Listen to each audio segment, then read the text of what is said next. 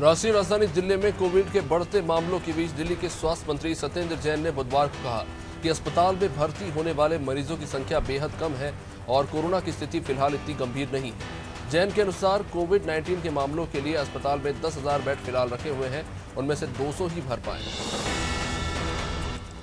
TMC सांसद अपूर्वा पोद्दार ने मंगलवार को ट्वीट किया कि 2024 में ममता बनर्जी को आरएसएस के चुने गए राष्ट्रपति द्वारा प्रधानमंत्री पद की शपथ दिलाई जाएगी। अभिषेक बनर्जी बंगाल के मुख्यमंत्री बने। हालांकि बाद में पोद्दार ने अपना ये ट्वीट डिलीट कर दिया और इसके बारे में पूछे आने पर उन्होंने कहा कि 24 में ममता बनर्जी को प्रधानमंत्री बनते वो देखना चाहते। देश के कई हिस्सों में हीट वेव के बीच बुधवार को दिल्ली के कुछ हिस्सों में बारिश के साथ साथ ओले भी गिरे। सोशल मीडिया पर कुछ लोगों ने इसकी तस्वीरें भी शेयर की हैं। राजधानी में ओलावृष्टि देखी गई है और इससे पहले मौसम विभाग ने दिल्ली में धूल भरी आंधी और गरज के साथ छींटे पड़ने का अनुमान जताया था।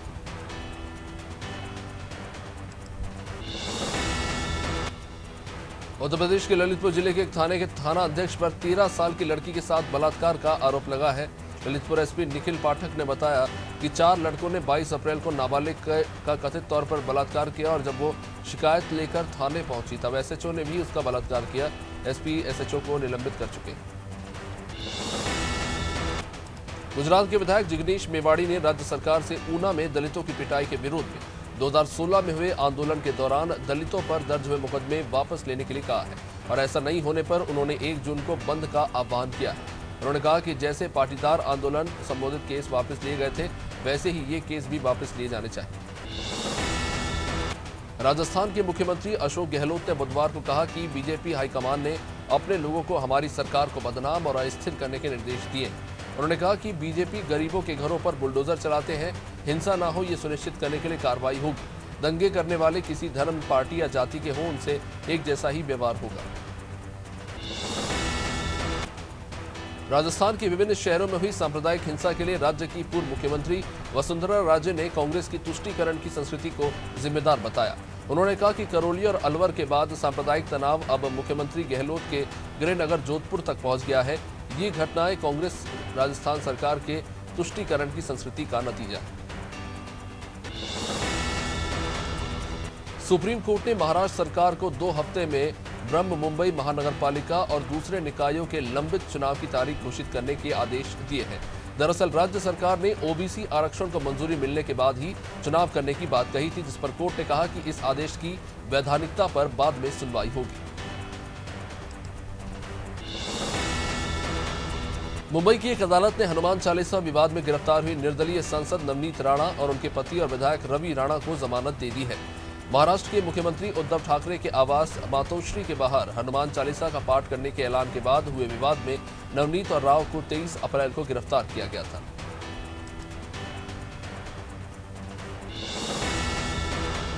पूर्व सैनिकों को अप्रैल महीने की पेंशन का भुगतान न करने के संबंध में मीडिया और सोशल मीडिया पर जारी खबरों को लेकर सरकार ने स्पष्टीकरण जारी किया है। सरकार ने रिपोर्ट को लेकर कहा है कि राशि के भुगतान का आदेश जारी कर दिया गया है, जो शाम तक बैंक खातों में पहुंच जाएगा।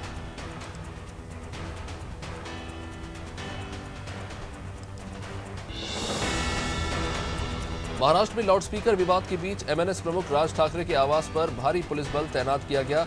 मुंबई पुलिस कमिश्नर संजय पांडे बुधवार को शहर की कानून व्यवस्था का जायजा लेने के लिए विभिन्न थानों के दौरे कर रहे हैं। गौरतलब है कि ठाकरे ने मस्जिदों के बाहर लाउडस्पीकर पर हनुमान चालीसा का पाठ करने का आह्वान किया था।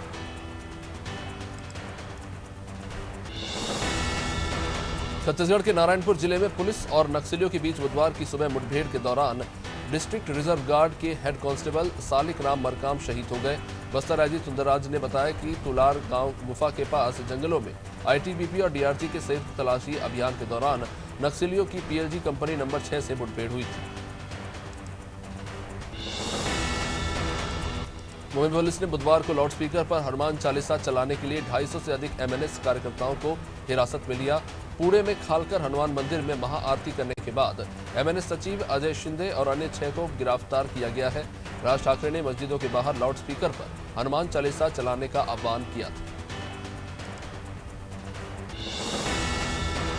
हरियाणा सरकार प्रदेश के सरकारी स्कूलों में कक्षा 10वीं से 12वीं तक पढ़ने वाले 5 लाख छात्रों को 5 मई से मुफ्त टैबलेट वितरित करेगी। एक आधिकारिक बयान के अनुसार ये tablet personalised adaptive learning software pre loaded content और फ्री इंटरनेट डेटा के साथ मुहैया कराए जाएंगे। मुख्यमंत्री मनोहर लाल खट्टर ने कहा कि ये योजना ऑनलाइन शिक्षा की दिशा में प्रभावी कदम साबित होगी। वहीं जोधपुर राजस्थान में जालौरी गेट पर दो समुदाय के बीच झड़प के मामले में अब तक 97 लोगों को गिरफ्तार किया गया है। जोधपुर में हिंसा के बाद 10 थाना क्षेत्रों में लगा कर्फ्यू अभी भी जारी है। पुलिस जिले में कर्फ्यू का सख्ती से पालन करवा रही है।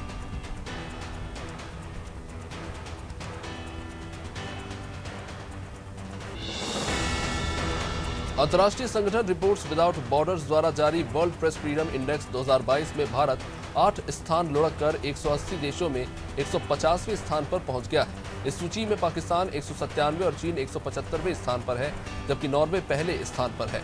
भारत 2020 और 21 में सूची में 142वें स्थान पर था। केंद्रीय मंत्री रामदास अठावले ने मंगलवार को कहा कि अगर किसी ने जबरदस्ती लाउडस्पीकर हटाने की कोशिश की तो उनकी पार्टी रिपब्लिकन ऑफ इंडिया के कार्यकर्ता मस्जिदों की रक्षा करेंगे। उन्होंने कहा कि हम मस्जिद के बाहर हनुमान चालीसा चलाने के खिलाफ नहीं है, लेकिन हमारा विरोध एमएनएस की मस्जिदों से लाउडस्पीकर हटाने की मांग को लेकर।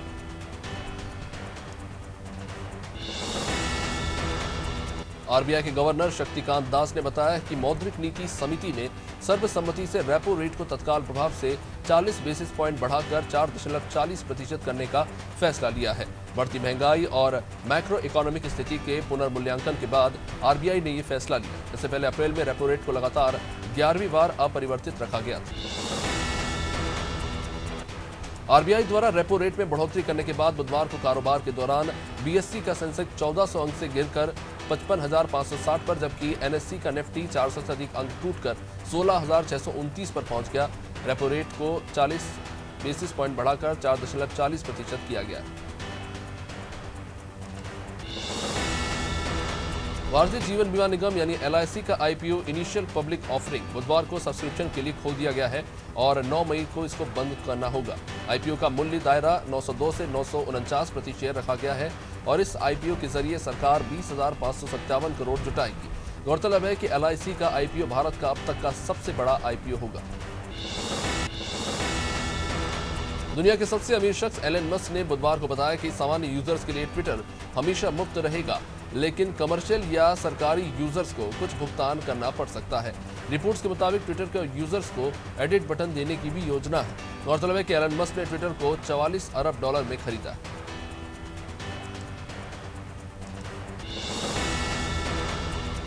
भारत के सबसे अमीर शख्स गौतम अडानी की अडानी विल्मर ने मैक्रोमिक्स स्विट्जरलैंड जेएमबीएच से कोहिनूर ब्रांड समेत कई ब्रांड्स को खरीदने की घोषणा की है। इस सौदे से अडानी विल्मर को भारत में कोहिनूर ब्रांड अम्ब्रेला के तहत कोहिनूर बासमती राइस ब्रांड और ready to cook, ready to eat जैसे तमाम अन्य ब्रांड्स का अधिकार मिल जाएगा। रिपोर्ट्स के मुताबिक मंत्रियों के समूह ने कसिनो, रेसकोर्स और ऑनलाइन गेमिंग पर 28% जीएसटी स्लैब के तहत टैक्स लगाने की सिफारिश की है। फिलहाल ऑनलाइन गेमिंग प्लेटफॉर्म पर 18% जीएसटी लगता है, जो प्रतियोगिता में एंट्री राशि के 5 से 20% के बराबर होता है। रेसिंग, बैटिंग और लॉटरी जैसे गेमिंग पर प्रतियोगिता में एंट्री राशि का 28% टैक्स लगता है। वायनाड केरल से लोकसभा चुनाव लड़ने को लेकर पूछे गए सवाल पर केंद्रीय मंत्री स्मृति ईरानी ने कहा कि मैं राहुल गांधी नहीं, मैं अमेठी से नहीं भागूंगी। उन्होंने मंगलवार को कांग्रेस नेता राहुल गांधी के लोकसभा क्षेत्र वायनाड का दौरा किया था। गौरतलब है कि 2019 में ईरानी ने अमेठी लोकसभा सीट पर राहुल को चुनाव हराया था। तेल कंपनियों ने 4 मई 2022 के लिए पेट्रोल डीजल के ताज़ा रेट जारी कर दिए हैं। तेल कीमतों में कोई भी बदलाव नहीं हो रहा है। सुबह जारी नए रेट के अनुसार दिल्ली समेत कई शहरों में ईंधन की कीमतें अभी भी 100 रुपए के पार है। देश की राजधानी दिल्ली में पेट्रोल की कीमत 105.41 रुपए प्रति लीटर तो डीजल 96.67 रुपए पर मिल रही है। राजस्थान में पेट्रोल के दाम 123 रुपए के पार जा चुके हैं। बड़ा मलहरा में पत्नी की हत्या का प्रयास करने वाले आरोपी पति को गुबारा पुलिस ने गिरफ्तार कर न्यायालय में पेश किया। चमरिया गांव में आरोपी पति ने अपनी ही पत्नी पर हमला कर दिया था। महिला के नाक और गले में घाव होने के कारण चेहरा बुरी तरीके से लहूलुहान हो गया।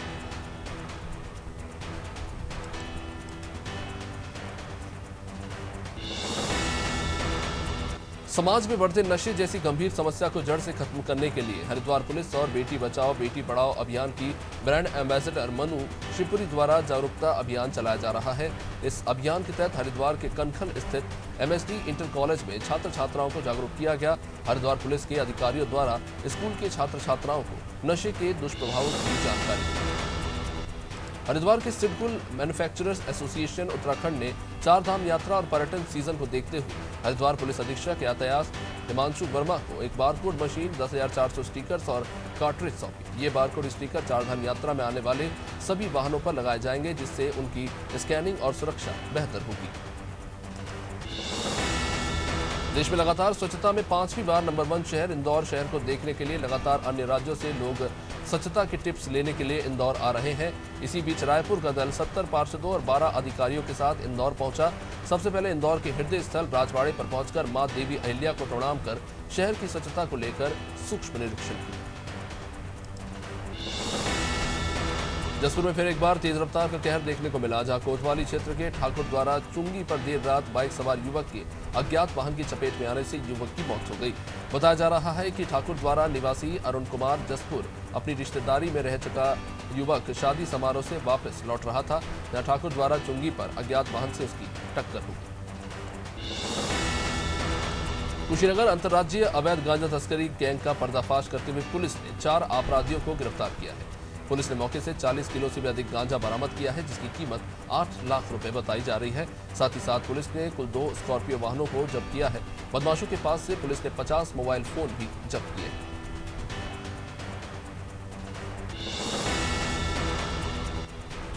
खबर यूपी के लखीमपुर से ADG जोन ने सदर कोतवाली का निरीक्षण किया, जिस दौरान साइबर क्राइम से निपटने के लिए दिशा निर्देश भी दिए। वही महिला हेल्प डेस्क में जाकर महिला संबंधी अपराधों को लेखा जोखा बारीकी से उन्होंने जांचा और दर्ज मामलों के रजिस्टर्स को भी चेक किया।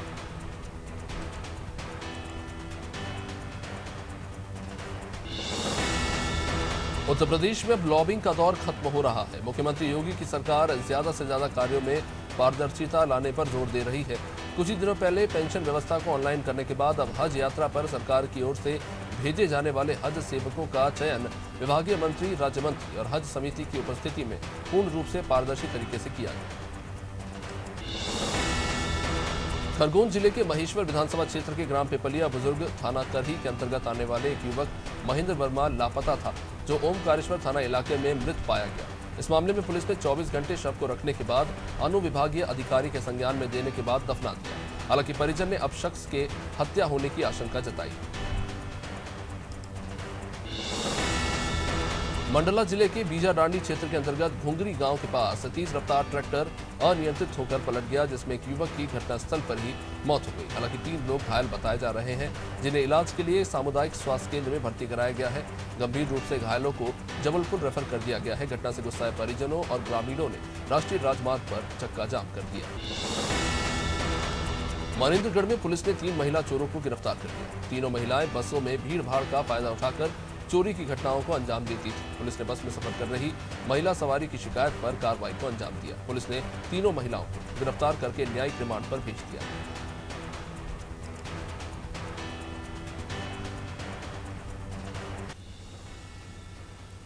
नसरुल्लागंज मीणा समाज का सामूहिक विवाह सम्मेलन अपनी अलग पहचान के लिए जाना जाता है।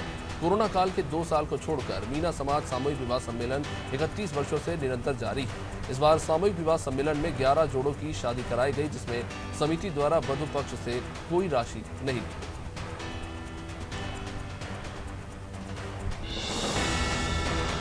नौगांव में श्रमिक विधिक सेवा सप्ताह दिनांक 1 से 7 मई के मध्य संपूर्ण प्रदेश में अंतर्राष्ट्रीय श्रम दिवस का आयोजन किया जा रहा है, जिसमें अन्य गतिविधियों के साथ नौगांव की समीपवर्ती कॉकस डिस्टिलरी शराब फैक्ट्री में श्रमिक स्वास्थ्य परीक्षण का आयोजन किया गया। यहां पर फैक्ट्री में काम करने वाले मजदूरों के स्वास्थ्य का परीक्षण कर उन्हें उचित इलाज और दवाइयां दी गई।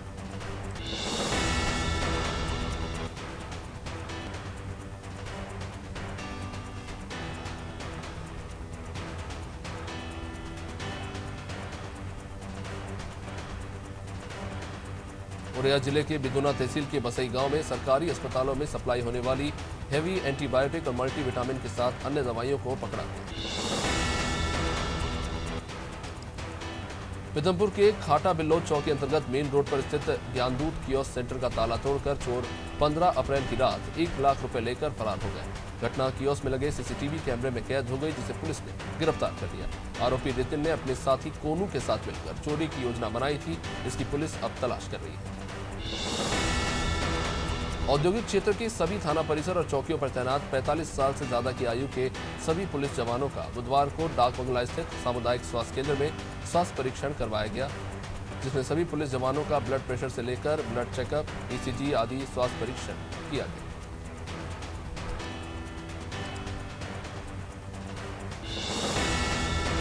रायगढ़ में बुधवार सुबह इनोवा और ट्रक में टक्कर होने से बिजली विभाग के कर्मचारी की मौत हो गई। 5 लोग इस घटना में घायल बताए जा रहे हैं।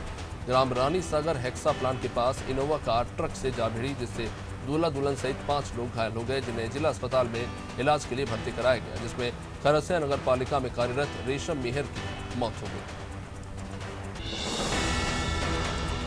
राजनांदगांव जिले के डोंगरगढ़ शहर में स्थित शासकीय नेहरू स्नातकोत्तर महाविद्यालय को नैक यानी राष्ट्रीय प्रत्यायन एवं मूल्यांकन परिषद के द्वारा दूसरे चक्र में B+ ग्रेड प्राप्त हुआ है, जिसके बाद जिला सहकारी केंद्रीय बैंक राजनांदगांव के अध्यक्ष और महाविद्यालय के जन भागीदारी अध्यक्ष नवाज खान ने बताया कि इससे रैंकिंग के साथ प्रथम स्थान प्राप्त करने में यूजीसी द्वारा महाविद्यालय के विकास को सहायता मिली। वहीं सिद्धार्थनगर पुलिस और एसओजी और सर्विलेंस की टीम को बड़ी सफलता हाथ लगी है।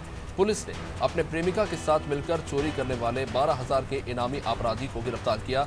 आरोपी अपनी प्रेमिका के साथ मिलकर चोरी की वारदातों को अंजाम देता था और फिर चोरी के रुपए से दोनों अय्याशी करते थे। पकड़े गए अपराधी के पास से एक मोटरसाइकिल के साथ कुछ 12 बोर का तमंचा और जिंदा कारतूस बरामद हुए। इंदौर में गंगा घाट रेलवे स्टेशन पर बम की फर्जी सूचना देने वाले युवक मंगलवार देर रात गंगा घाट पुलिस और जीआरपी की टीम ने सर्विलेंस के जरिए दबोच लिया। इसके बाद जीआरपी उसे अपने साथ ले गई। जीआरपी ने इसके खिलाफ गंभीर धाराओं में मुकदमा दर्ज कर कार्रवाई की। इससे पहले भी कई बार आरोपी 112 पर कॉल कर शव पड़े होने की फर्जी सूचना दे चुके। विदिशा में बंगला घाट पर बेतवा नदी में कूदकर एक युवक ने आत्महत्या कर ली। पुलिस की शिनाख्त में युवक का नाम शैलेंद्र विश्वकर्मा बताया गया, जो 44 साल का है। मृतक के पास एक सुसाइड नोट भी मिला है, जिसमें उसने लिखा कि जिंदगी से वो थक चुका है, इसलिए आत्महत्या कर रहा है। हालांकि परिजनों के अनुसार मृतक को किसी भी प्रकार की कोई आर्थिक तंगी नहीं थी। कांग्रेस नेताओं के बीजेपी में शामिल होने पर कांग्रेस ने पलटवार किया। कांग्रेस के मीडिया समन्वयक नरेंद्र सलूजा ने कहा कि जब जब चुनाव आते हैं बीजेपी खरीद फरोख्त शुरू कर देती है। कार्यकर्ताओं और कांग्रेस के मनोबल गिराने के लिए इस तरह के काम हो रहे हैं। एक तरफ तो कांग्रेस मुक्त बनाने की बात करती है बीजेपी और दूसरी तरफ खुद कांग्रेस युक्त होती जा रही है।